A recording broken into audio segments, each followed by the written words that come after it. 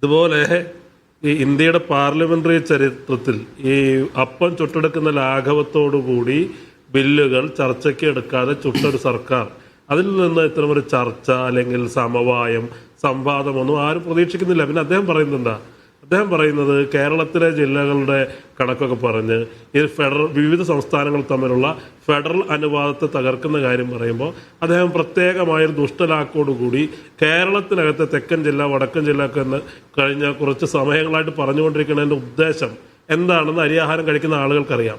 പക്ഷെ അതല്ലല്ലോ ഇവിടുത്തെ വിഷയം. കേരളം, തമിഴ്നാട് പറയുന്ന ദക്ഷിണേന്ത്യൻ സംസ്ഥാനങ്ങൾ ഒരു വശത്തും അതുപോലെ പഞ്ചാബ് പോലുള്ള മറുവശത്ത് അങ്ങനെ സംഭവിച്ചില്ലേ? സത്യമല്ലേ എന്ന് ചോദിച്ചാൽ ഇത് അല്ല, താങ്കൾ മനസ്സിലാക്കേണ്ടത് ഈ കേരളത്തിനകത്ത് അല്ലെങ്കിൽ വ്യത്യസ്ത ജില്ലകൾ വ്യത്യസ്ത സംസ്ഥാനങ്ങളാണോ? അല്ല, സത്യമല്ലേ എന്ന് പറഞ്ഞ താങ്കൾ എന്താണ് പറയുന്നത്? ഈ പറയുന്ന ഫെഡറൽ തത്വങ്ങളെ കുറിച്ച് പറയുമ്പോൾ കേരളത്തിനകത്ത് ജില്ലകൾ തമ്മിൽ അനുവാദം ഫെഡറൽ തത്വങ്ങൾ ജനസംഖ്യാനുപാതമായിട്ട് പുനഃസംഘടിപ്പിച്ചപ്പോൾ തെക്കൻ ഭാഗത്ത് 5 മണ്ഡലം കുറഞ്ഞു, വടക്കൻ ഭാഗത്ത് 5 മണ്ഡലം കൂടി. അതാണ് ഞാനിവിടെ പറഞ്ഞത്. അത് സത്യമല്ലെന്ന് വരുമോ? അങ്ങനെ കാണേണ്ട കാര്യമില്ല. കേരളത്തിലാകെ 5 മണ്ഡലം കൂടി കണ്ടാ പോലെ.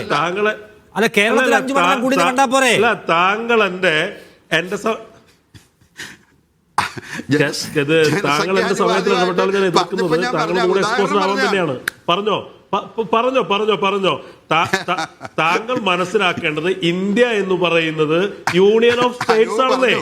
ഇന്ത്യ എന്ന് പറയുന്നത് ഒരു സെൻട്രൽ ഗവൺമെന്റിന്റെ ഒരു അധീനതയിൽ നിൽക്കുന്ന ഒരു ഭൂപ്രദേശമല്ല. വ്യത്യസ്ത സംസ്ഥാനങ്ങളുടെ ഒരു യൂണിയൻ എന്നുള്ള നിലയിലാണ് ഭരണഘടന ഇതിനെ വിഭാവനം ചെയ്യുന്നത് തന്നെ.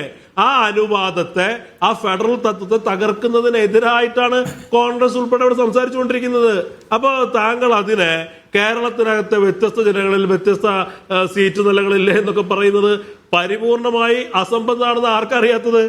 ഈ പറയുന്ന വ്യത്യസ്ത സംസ്ഥാനങ്ങൾ കൂടിച്ചേർന്ന ഒരു യൂണിയനാണ് ഇന്ത്യ എന്ന് പറയുമ്പോൾ അതിന്റെ യൂണിയൻ സ്വഭാവം അത് മാത്രം പറയരുത്. അസംബന്ധമാണെന്നേ, അത് തന്നെയാണ് പറയുന്നത്. അല്ല, അസംബന്ധമായതുകൊണ്ട് അസംബന്ധമാണെന്നേ പറയാൻ കഴിയൂ. കാരണം 140 മണ്ഡലം എന്താ താങ്കൾ പറയുന്നത്? ഈ ജില്ലകൾ കൂടിയതുമില്ല. ഞാൻ പറയാം. അഡ്വക്കേറ്റ് പ്രശാന്ത് ഈ കാര്യത്തിൽ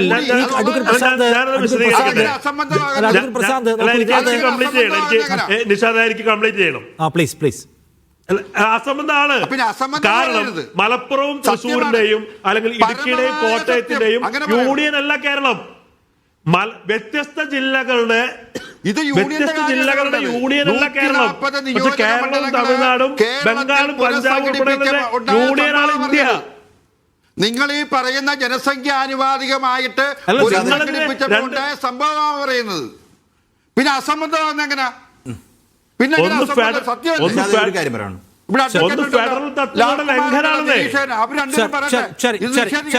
ശരി, ആ ഉദാഹരണത്തിൽ കാര്യമായിട്ടുള്ള പ്രശ്നമുണ്ട്. പക്ഷെ അത് തർക്കിച്ച് നമുക്ക് നേരം കളയാൻ പറ്റില്ല.